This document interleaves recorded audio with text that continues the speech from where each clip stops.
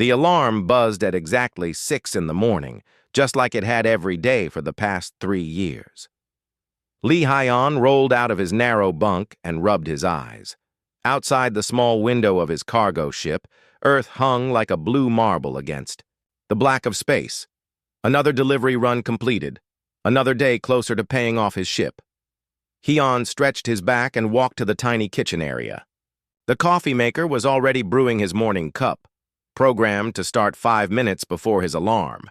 He had learned to appreciate the small comforts during his years hauling cargo between Earth and the outer colonies. The communication panel beeped softly. Hyon frowned. Nobody called him this early unless something was wrong. He pressed the accept button and his daughter's face appeared on the screen. "Dad, we need to talk," Yuna said without any greeting. Hyon smiled despite himself. His 16-year-old daughter had never been one for small talk. She looked older than when he had seen her last month. Her dark hair pulled back in a simple ponytail. The red uniform of Mars Colonial Academy looked good on her. "Good morning to you too, Yuna," Hyon said, taking a sip of his coffee. "How are your studies going? Dad, I need you to come to Mars. There's a parent-teacher conference next week and you have to be there." Hyon nearly choked on his coffee. "Oh, what now? Can't we just do it over video like always?" "No, Dad. It has to be in person. My teacher specifically asked for you to come." Hyon set down his coffee cup and looked at his daughter more carefully. There was something different in her expression. She looked nervous, which was unusual for Yuna. His daughter had always been confident, even as a little girl. "Yuna, Mars is a 3-day trip each way. I have cargo runs scheduled. Can't your mother handle this?" "Mom will be there too, but the teacher asked for both parents." "Dad, please. This is important." Hyon ran his hand through his graying hair. "What's this about? Are you in trouble?" "No, I'm not in trouble. But there's something I can't explain over subspace communication. It's complicated." The way she said it made Hyon pause. Yuna had always been brilliant. She had gotten into Mars Colonial Academy on a full scholarship when she was 14. The academy only accepted the brightest students from across human space. "Your grades are good, right?" "My grades are fine, Dad. Better than fine, actually. But that's part of what we need to talk about." Before Hyon could ask what she meant, another voice came from off-screen. "Let me talk to him, Yuna." His ex-wife, Kim Nari, appeared beside their daughter. Even after their divorce 5 years ago, seeing her still made his heart skip a beat. She was wearing the blue jumpsuit of a terraforming engineer, her hair shorter. Then he remembered. "Hello, Hyon," Nari said. "I know this is sudden, but Yuna is right. You need to come to Mars." "Both of you are being very mysterious. What's going on?" Nari glanced at Yuna, then back at him. "There are things we can't discuss over an open channel. But our daughter has gotten involved in something important, something that requires both of her parents." Hyon felt a familiar tightness in his chest, the same feeling he used to get during his military days when a mission was about to go sideways. "Important how?" "The kind of important that gets attention from people very far away," Nari said carefully. Yuna leaned closer to the camera. "Dad, my teacher said something weird yesterday. He said he wanted to meet the legendary human engineer. When I told him my father was just a cargo pilot, he said that was exactly who he meant." Hyon frowned. "I'm not legendary. I haul containers from point A to point B." "That's not what your military records say," Yuna said quietly. The tightness in Hyon's chest got worse. "How do you know about my military records?" "Because someone has been asking questions about you, Dad. Important people." Hyon stood up and walked to the window, looking out at Earth. He had hoped his military past would stay buried. After the Titan incident, he had been happy to disappear into civilian life. Hauling cargo was simple, quiet, and didn't involve life or death decisions. "Dad, are you there?" Yuna's voice brought him back. "I'm here. Just thinking. Whatever happened during your service, people remember it. Good people who need help." Hyon turned back to the screen. What kind of help? Nari spoke up. The kind that only someone with your particular skills can provide. Hyun, I know we haven't always seen eye to eye, but our daughter is special. What she's working on could change things for a lot of people. What is she working on? That's what the conference is about, Yuna said. I can't explain it properly over subspace. The delay makes it too hard to show you the calculations. Hyun looked at his daughter's face on the screen. She had his stubborn chin and her mother's intelligent eyes. She was asking him for something, and Yuna never asked for things she didn't need. How long do I have to decide? The conference is in 1 week. If you leave tomorrow, you can make it, Nari said. Dad, I know you don't like leaving your roots, but this is bigger than cargo runs. This is bigger than all of us. Hyun sat back, down and picked up his coffee cup. It had gone cold while they talked. He thought about his simple life, his paid roots, his comfortable routine. Then he looked at his daughter's hopeful face. You said your teacher asked for me specifically? Yes. He said he had heard stories about human engineering solutions. He wanted to meet someone who could fix impossible problems. I fix broken cargo. Loaders, Yuna. That's not the same thing. Maybe it is, Dad. Maybe it's exactly the same thing, just on a different scale. Hyun was quiet for a long moment. Finally, he sighed. All right, I'll rearrange my schedule. But I want answers when I get there. Yuna's face lit up with a smile that reminded him of when she was little. Thank you, Dad. You won't regret this. I already regret it, Hyun said, but he was smiling too. I'll see you both in a few days. After ending the call, Hyun sat in his quiet ship and wondered what he had just agreed to. Outside his window, Earth continued its slow rotation, peaceful and normal. But something told him that normal was about to become a thing of the past. Hyun stood at the departure gate of Luna Station, watching the commercial liner prepare for boarding. The ticket in his hand cost more than he made in 2 weeks of cargo runs. He was about to put it back in his pocket when someone tapped his shoulder. Lee Hyun? Is that really you? Hyun turned around to see a man in a military uniform. The insignia showed he was a colonel in the Space Force Logistics Division.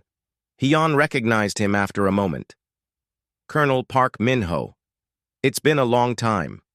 5 years since you left the service. I heard you were running cargo now. Hyun nodded. Quiet work. I like it that way. Park looked at the boarding pass in Hyun's hand. Mars, huh? Family visit? Something like that. My daughter goes to school there. Park was quiet for a moment, then leaned closer. Actually, this might work out well. I have a supply run heading to Mars tonight. Military transport. We could get you there in 2 days instead of 4. I can afford the commercial ticket. It's not about money, Hyun. We're carrying some sensitive equipment to the Mars research facilities. Having someone with your background along might be useful. Hyun frowned. My background is fixing broken things. That's all. That's exactly what I mean. We have some new alien tech that nobody understands. The scientists keep breaking it, and we need someone who thinks differently about repairs. I'm retired, Park. It's just consultation work. A few hours during the trip. In exchange, you get there faster, and I'll cover your ticket refund. Hyun looked at his expensive commercial ticket again, then at Park's hopeful expression. His bank account could definitely use the help. Fine, but I'm not. Putting on a uniform again. Civilian consultant is perfect. 2 hours later, Hyun found himself aboard the military transport ship Red Phoenix. The ship was much larger than his cargo hauler, but felt familiar. Military vessels had a certain smell to them, a mix of recycled air and cleaning chemicals that brought back memories. His cabin was small but comfortable. Through the porthole, he could see Earth shrinking as they accelerated toward Mars. The trip would take 2.5 days at military speed. He was unpacking his few belongings when there was a knock at his door. He opened it to find a woman in civilian clothes holding a tablet. Mr. Lee, I'm Dr. Park Ji-won. Colonel Park said you might be able to help us with a technical problem. Hyan studied her face. She looked tired, with dark circles under her eyes. Her clothes were wrinkled like she had been working for days without rest. What kind of problem? We have some equipment from the outer colonies, alien technology. It keeps shutting down and we can't figure out why. Hyan followed her through the ship's corridors to a laboratory section. Inside, several scientists stood around a table covered with strange devices. The equipment looked like nothing Hyan had ever seen. It was made of some kind of blue metal that seemed to shift color when he looked at it directly. "What's it supposed to do?" Hyan asked. "We're not entirely sure," Dr. Park admitted. "We found it on a dead world in the Kepler system. It responds to certain energy frequencies, but every time we try to activate it, it shuts down after a few minutes." Hyan walked around the table, looking at the device from different angles. "Have you tried not activating it?" The scientists looked confused. Dr. Park blinked. "I'm sorry? Maybe it's not broken. Maybe it's doing exactly what it's supposed to do, but it shuts down." "Right. So maybe shutting down is the correct function." Hyan pointed to some markings on the device. "These look like warning symbols to me." One of the younger scientists shook his head. "We ran translation protocols. Those aren't warnings." "Did you consider that maybe your translation is wrong?" Hyan asked. "What if this thing is designed to detect something dangerous and shut down when it finds it?" Dr. Park stared at him. "Like a safety system?" "Could be. What happens in the room when it shuts down?" "Nothing. Everything stays normal." "Then maybe that's the point. Maybe it's keeping everything normal by shutting down before something bad happens." The scientists began talking excitedly among themselves. Dr. Park watched them for a moment, then turned back to Hyan. "That's an interesting way of thinking about it. Very human." "What do you mean?" "Other species tend to assume technology works the way they expect it to work. Humans seem better at accepting that maybe they're wrong about what something is supposed to do." Hyan shrugged. "I've fixed a lot of things that were broken because people used them wrong." Dr. Park sat down across from him. "Can I ask you something personal?" "You can ask." "Why did you leave the military?" "Your record shows you were very good at solving impossible problems." Hyan was quiet for a moment. "Because impossible problems usually mean people are in danger. And sometimes, even when you solve the problem, people still get hurt." "The Titan incident?" Hyan looked at her sharply. "How do you know about that?" "It's become something of a legend in engineering circles. A space station with 200,000 people, critical systems failing, and one engineer who saved everyone using nothing but scrap metal and determination. A lot of people still died, but a lot more lived because of what you did." Hyan stood up. "I should get back to my cabin. Mr. Lee." "Wait." Dr. Park stood as well. "I study alien technology for a living. I've been to dozens of worlds, seen artifacts from civilizations that are millions of years old. But do you know what I've learned?" "What?" "The most advanced civilizations in the galaxy all have one thing in common. They think in very complex ways. They build amazing things. But when those things break, they often can't fix them because they can't think simply anymore." So, humans are becoming famous out there, not for building the most advanced technology, but for being able to fix anything. We think differently. We don't get trapped by our own assumptions." Hyan looked back at the alien device on the table. "Maybe that's not always a good thing. Maybe it's exactly what the galaxy needs right now." That evening, Hyan sat in the ship's observation lounge, looking out at the stars. Dr. Park's words kept running through his mind. He had spent 5 years trying to forget his reputation, but it seemed like his reputation was following him anyway. The door opened and Dr. Park joined him at the window. "Beautiful view," she said. "It's just space." "That's what I mean. Most species see space as empty, hostile, something to be conquered. Humans see it as something to explore, to understand." "You think too much, Doctor," she laughed. "Probably. but I think you don't think enough about how special human thinking really is. Hyun didn't answer, but he kept staring out at the stars. Tomorrow they would reach Mars, and he would finally learn what his daughter had gotten herself involved in. Something told him it was going to be bigger than a simple parent-teacher conference. Much bigger. The shuttle descended through the thin Martian atmosphere toward Olympia City. Hyun pressed his face to the small window and watched the red landscape pass below. He had been to Mars a few times for cargo deliveries, but never to the capital, city. Olympia City was built inside a massive dome that stretched for kilometers in every direction. Through the clear walls, Hyun could see gardens, lakes, and tall buildings that looked almost like Earth cities. The Mars Colonial Academy sat on a hill in the center, its white buildings gleaming in the filtered sunlight. "First time to Olympia?" asked the shuttle pilot. "Yes, it's bigger than I expected." "Wait until you see the academy. It's not just for human kids anymore." Hyun looked at the pilot. "What do you mean?" "You'll see." The shuttle landed at the academy's private spaceport. Hyun gathered his small bag and walked down the ramp. The air inside the dome felt fresh and clean, much better than the recycled air on ships. "Dad!" Hyun turned to see Yuna running toward him across the landing pad. She looked taller than in their video call, and there was something different about the way she carried herself. More confident, like she had learned something important. She hugged him tightly. "I'm so glad you came. I said I would." He held her at arm's length and studied her face.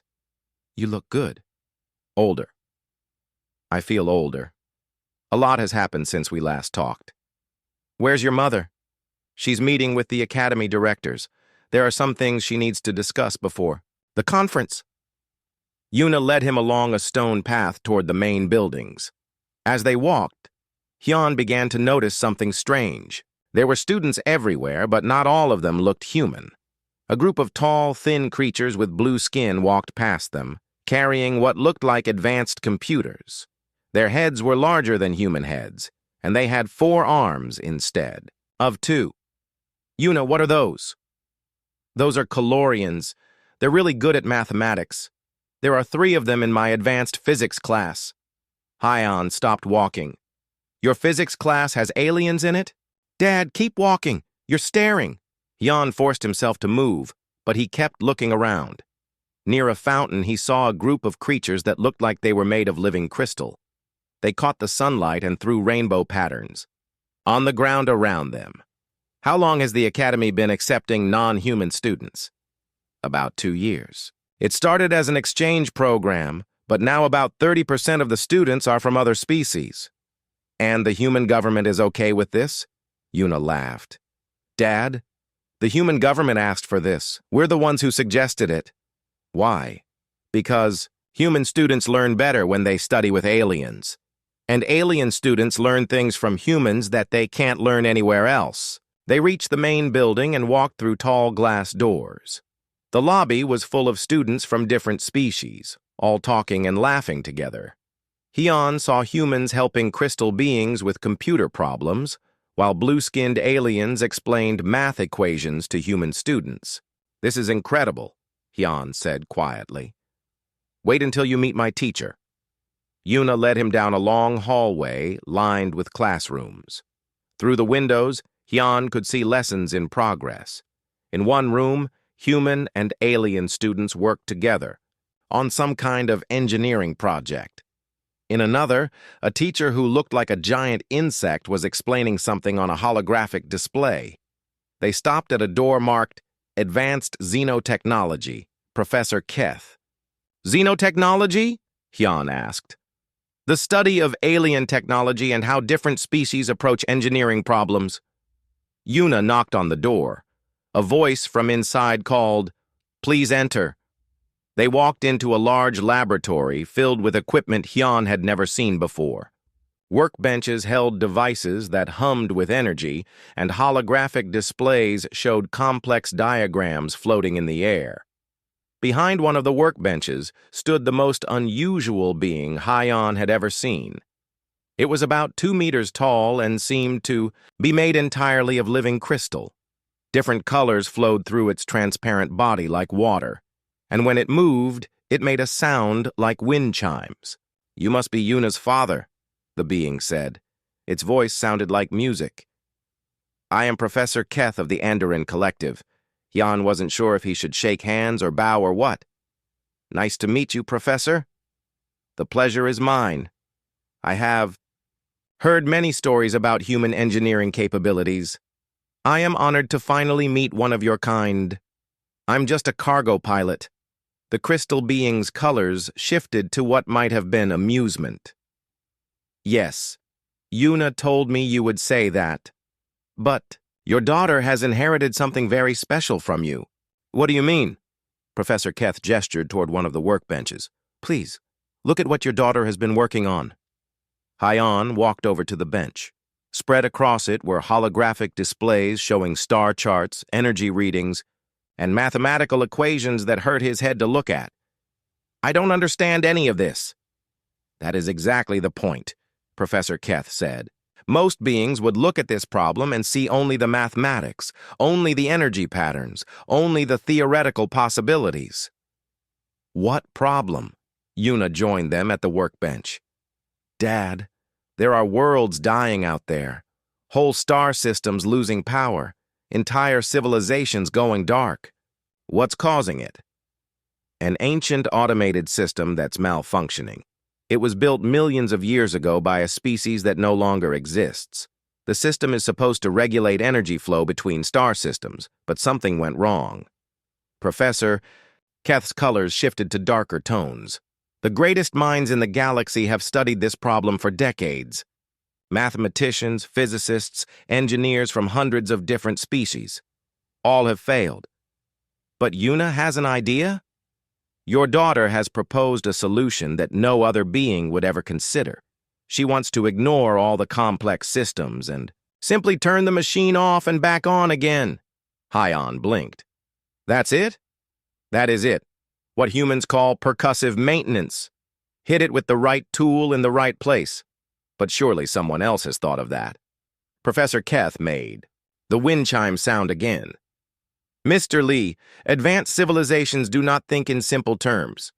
When they see a machine that has operated for millions of years, they assume it must be incredibly complex. They try to understand every component, every process, every possible interaction." "And humans?" Humans ask. "What happens if we just unplug it?" Yuna stepped closer to her father. "The problem is someone has to actually go to the machine and do it. The control station is in a dead star system surrounded by dangerous energy fields. It would take someone with experience in impossible repairs under extreme conditions." Hyan felt that familiar tightness in his chest again. "Let me guess. Someone like me."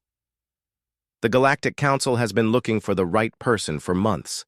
Every analysis, every simulation, every expert consultation points to the same conclusion. Which is," Professor Keth's colors brightened, "that the human who saved 200,000 people on Titan Station using nothing but scrap metal and determination is exactly the engineer they need." Hyan looked at his daughter, then at the crystal professor, then back at the star charts on the workbench. The weight of what they were asking him began to sink in. "How many people are we talking about saving this time?" "Not people, Dad," Yuna said quietly. "Entire civilizations, billions of beings across dozens of worlds." Hyan was quiet for a long moment. Outside the laboratory windows, he could see human and alien students working together in the academy gardens. "I need to sit down," he said. Professor Keth gestured toward some chairs. "Of course. This is a great deal to process." As Hyan sat down, he realized that his simple life of hauling cargo had just become very complicated indeed. Hyan spent the rest of the day walking around the academy with Yuna, trying to process what he had learned. Everywhere he looked, he saw human and alien students working together on projects that seemed impossible. In the engineering lab, A human girl was teaching a group of blue-skinned aliens how to fix a broken hover bike using basic tools. In the computer center, crystal beings were showing human students how to write code that could think for itself. "How long have you known about the energy cascade problem?"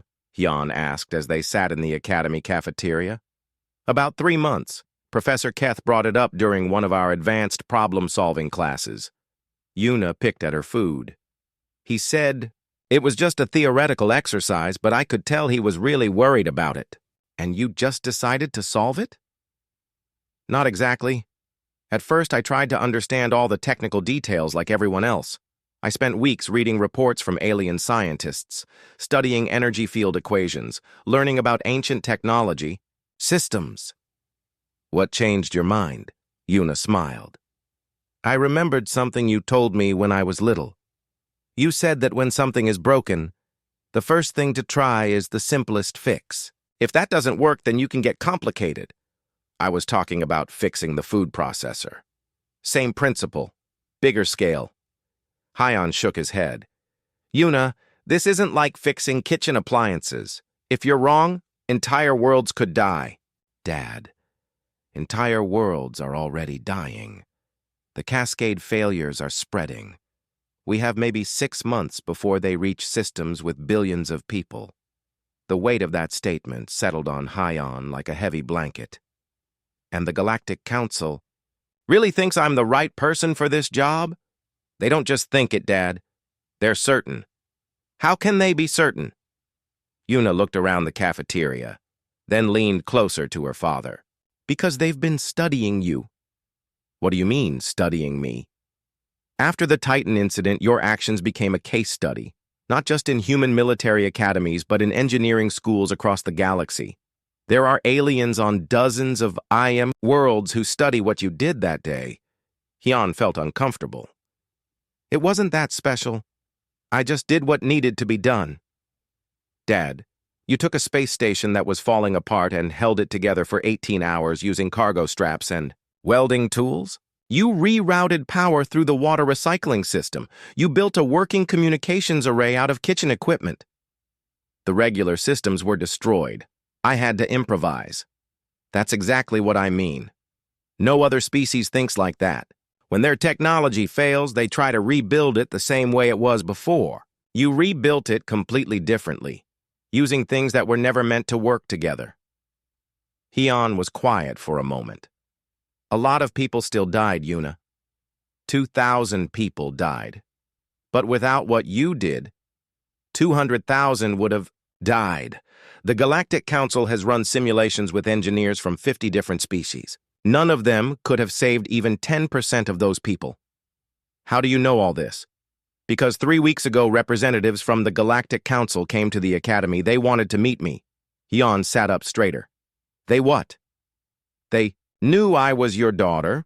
They asked me questions about how you think, how you approach problems. They wanted to understand if human problem-solving abilities could be inherited." "And what did you tell them?" "I told them about my solution to the cascade problem. I showed them my calculations, my simulations, my theoretical framework." Yuna paused. "But then they told me something that changed everything." "What?" "The solution I proposed isn't just theoretical anymore. They found the control station." Hyun felt his heart start beating faster.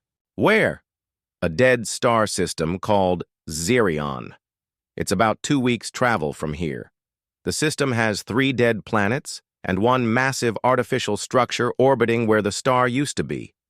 "Used to be?" "The star was consumed by the machine millions of years ago. It converted the entire star into a power source for the galactic energy grid." Hyun stared at his daughter. "You're talking about a machine that can eat stars. And now, it's malfunctioning. The power grid it controls spans 3 sectors of the galaxy. If it fails completely, the energy feedback will destroy every inhabited world connected to it." "How many worlds?" 147, with a combined population of over 50 billion beings. The cafeteria suddenly felt very quiet around them. Hyun looked at the alien and human students eating and laughing together, completely unaware that their civilizations might be doomed. Yuna, even if your solution works, how would anyone get close to this machine? If it's powerful enough to consume stars, wouldn't the radiation levels be lethal? That's where it gets complicated. The machine is surrounded by energy fields that would destroy any normal spacecraft. But there are small gaps in the field pattern, windows that open and close on a predictable schedule. How small? Big enough. For a single small ship, if the pilot is skilled enough to navigate through them at exactly the right time. And skilled enough means? Someone with experience flying damaged ships through dangerous conditions while making critical repairs under extreme pressure. Hyun closed his eyes. Someone like the pilot who kept Titan Station's evacuation ships flying even after half their systems were destroyed. The Galactic Council has identified 3 possible pilots in the entire galaxy who might be able to make that approach. You're the only one who also has the engineering skills to implement my solution once you get there. What if I say no? Yuna was quiet for a long moment. Then they'll send someone else and hope for the best. But Dad, the computer simulations give anyone else less than a 5% chance of success. And me? 43%. Those aren't great odds. No, but they're the best odds 50 billion people are going to get. Hyun opened his eyes and looked at his daughter.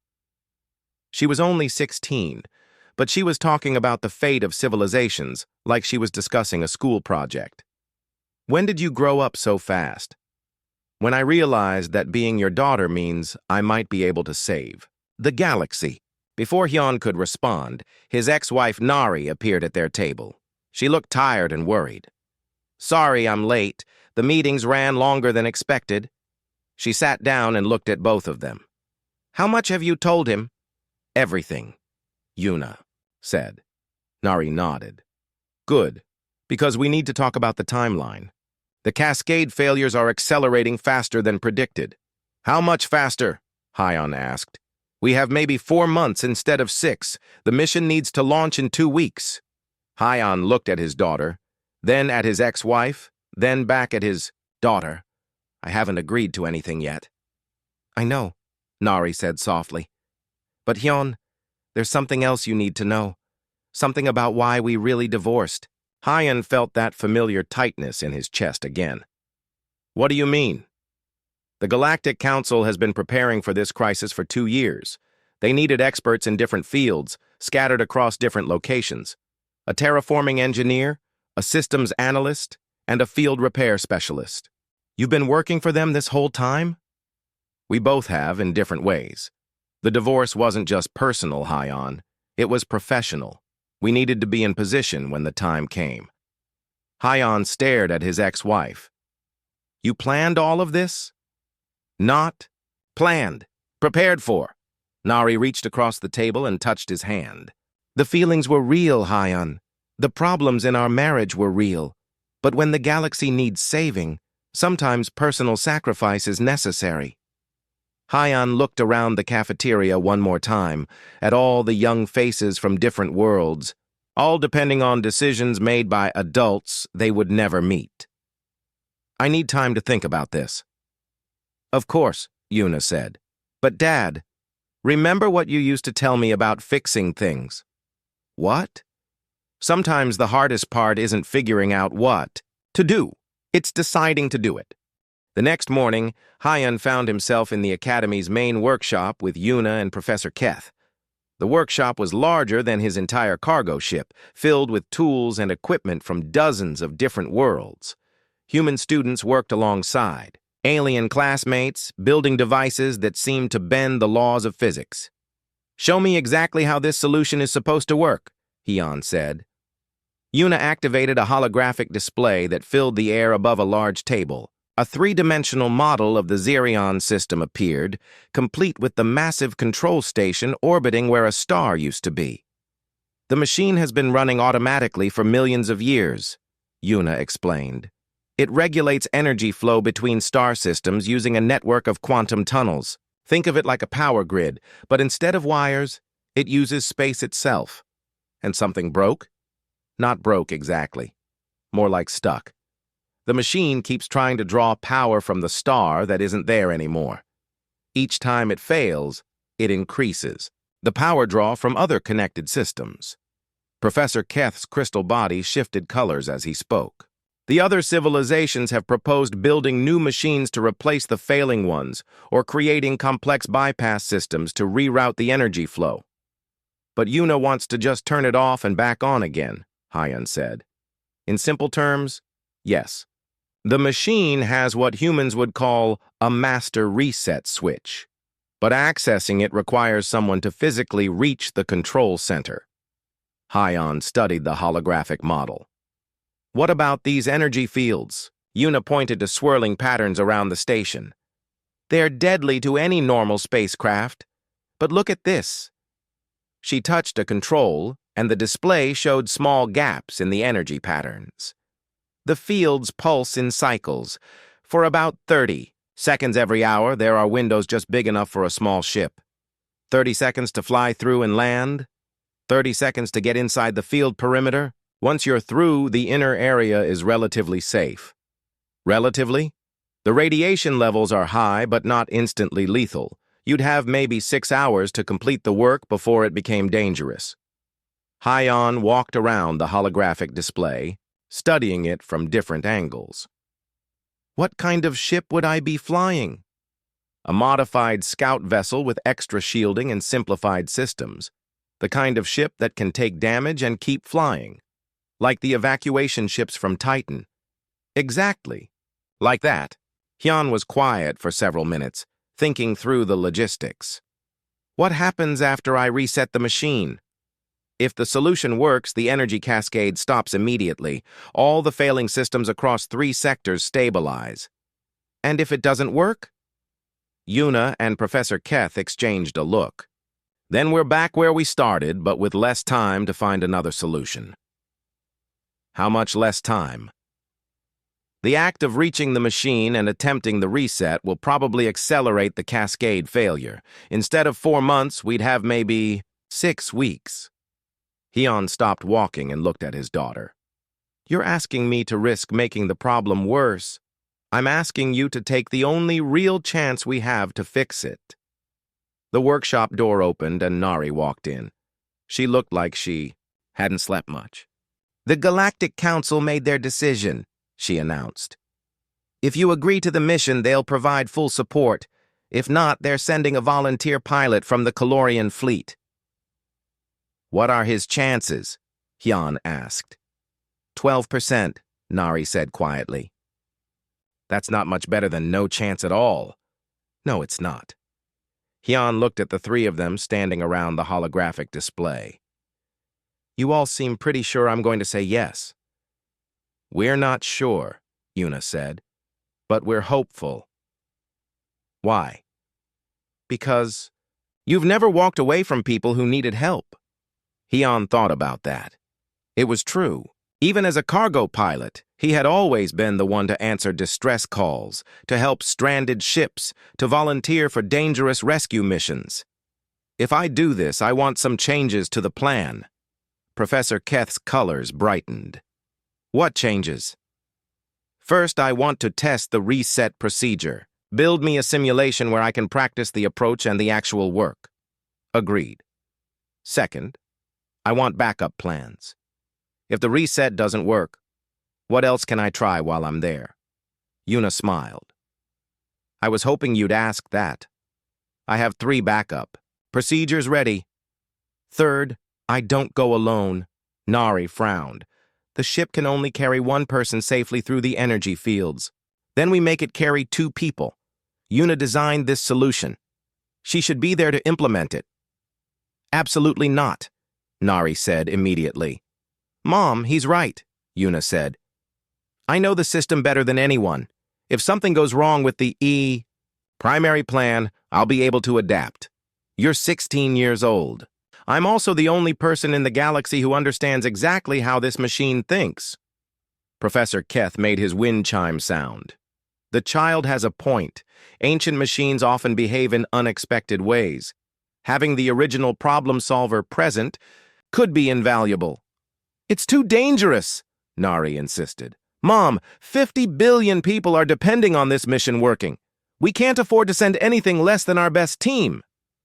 Hyun watched his ex-wife and daughter argue. It reminded him of similar arguments they'd had when Yuna was younger, always wanting to take on challenges that seemed too big for her. There's something else, he said, interrupting their debate. They all looked at him. If we're going to do this, we do it as a family, all three of us. I can't leave my terraforming project, Nari protested. What terraforming project is going to matter if the energy cascade destroys half the galaxy? Nari was quiet for a moment. What would I do on the mission? You're a systems specialist. You understand planetary infrastructure better than anyone. If we succeed in resetting the machine, someone needs to monitor the cascade reversal across multiple star systems. That could be done remotely. It could be. But wouldn't it be better to have eyes on the situation from someone who understands how these systems connect to planetary life support? Professor Keth's colors shifted to what might have been approval. A complete human family unit working together. This has never been attempted before. Is that good or bad? Yuna asked. In my experience, humans work best when they are protecting people they care about. Hyun looked at his daughter and ex-wife. So what do you say? Are we doing this together? Nari looked at Yuna, then at Hyun. If we do this and it goes wrong, we all die together. If we don't do it and it goes wrong, we all die anyway, along with 50 billion other people. That's a cheerful way to look at it. Yuna stepped between her parents. I say we vote. All in favor of saving the galaxy as a family? She raised her hand. After a moment, Hyun raised his hand too. They both looked at Nari. This is crazy, she said. Probably, Hyun agreed. Definitely, Yuna added. Nari sighed and raised her hand. When do we leave? 2 weeks later, Hyun stood on the bridge of the modified scout ship Determination, watching the dead Zerion system grow larger on the view screen. Beside him, Yuna studied readouts from the ship's sensors, while Nari monitored communications from the Galactic Council fleet positioned at a safe distance. Energy field intensity is increasing as we get closer, Yuna reported. Just like the simulations predicted. Council fleet reports all systems nominal, Nari added. They're ready to monitor the cascade reversal if we succeed. When we succeed, Hyun corrected, making final adjustments to the ship's approach vector. The massive control station dominated the center of the dead system. It was larger than most cities, a complex structure of metal and energy that had been running automatically since before humans had discovered fire. Around it, the deadly energy. Fields swirled in patterns that would destroy any ship that tried to approach at the wrong time. There, Yuna pointed at her scanner display. I'm picking up the field fluctuation pattern. The next window opens in 47 minutes. Are you nervous? Nari asked her daughter. Terrified, Yuna admitted, but also excited. We're about to fix something that the greatest minds in the galaxy couldn't solve. Or die trying, Hyun added. Dad, you're not helping. Sorry, old military habit. Always consider the worst-case scenario. As they waited for the window to open, Hyun found himself thinking about the path that had brought them here. A simple parent-teacher conference had turned into a mission to save the galaxy.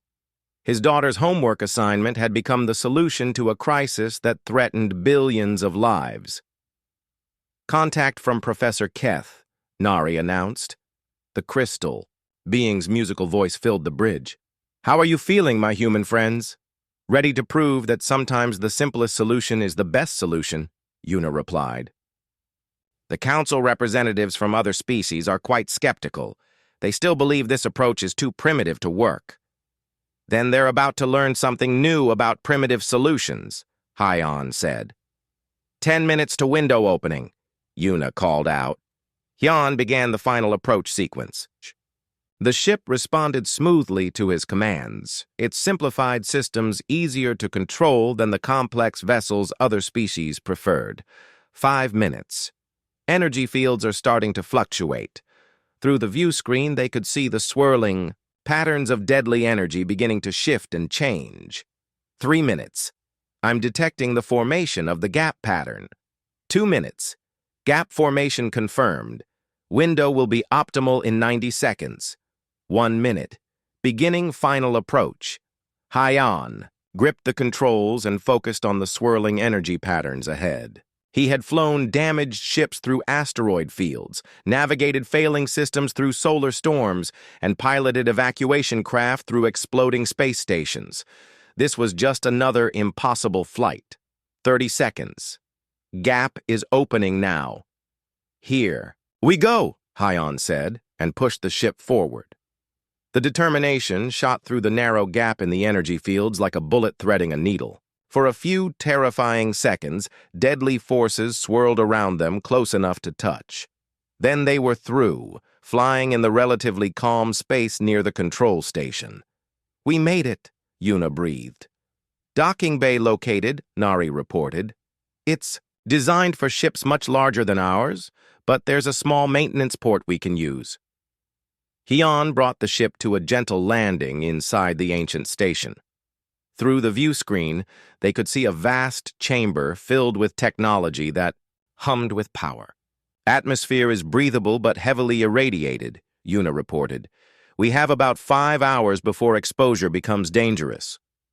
They put on protective suits and left the ship. The control station was like a cathedral made of machines. Towers of alien technology stretched up into darkness, connected by bridges and walkways that pulsed with energy. The master control center should be this way, Yuna said, consulting her scanner. They followed walkways through the machine complex, past systems that had been running for millions of years. Everything was perfectly maintained by automated systems, waiting for operators who would never return. There, Yuna pointed ahead. The Master Control Center was a raised platform surrounded by holographic displays, showing the energy flows between star systems across 3 sectors of the galaxy. At the center stood a simple pedestal with what looked like a large red button. That's it? Hyon asked. That's the Master Reset? Ancient civilizations liked simple interfaces for critical functions, Yuna explained. The complexity is all hidden behind the scenes. Nari was studying the holographic displays. The cascade failure is worse than we thought. It's spreading to systems we didn't know were connected. All the more reason to try this now, Yuna said. Hyon walked up to the pedestal and looked at the red button. It seemed almost too simple after everything they had been through. Are you sure about this? He asked his daughter. As sure as I can be about something no one has ever tried before? That's reassuring. Dad, you've spent your whole life fixing things that everyone else said couldn't be fixed. This is just one more broken machine. Hyon thought about the Titan evacuation, about all the impossible repairs he had made over the years, about all the times he had succeeded by ignoring what everyone said was impossible. Contact from the Council Fleet, Nari announced. They're detecting increased cascade activity. If we're going to do this, we need to do it now. Hyon looked at his daughter and his ex-wife. Ready? They nodded. Here goes nothing, he said, and pressed the button. For a moment, nothing happened. Then every display in the control center went dark. Oh no, Yuna whispered. Wait, Nari said, watching her instruments. Something's happening. One by one, the displays began lighting up again. But now, instead of showing chaotic energy patterns, they showed stable, organized flows between star systems. It's working, Yuna said, her voice filled with wonder. The cascade is reversing. Council Fleet confirms, Nari reported. Energy levels are stabilizing across all monitored systems. They stood in the ancient control center and watched as the machine reset itself, clearing millions of years of accumulated errors and returning to its original function.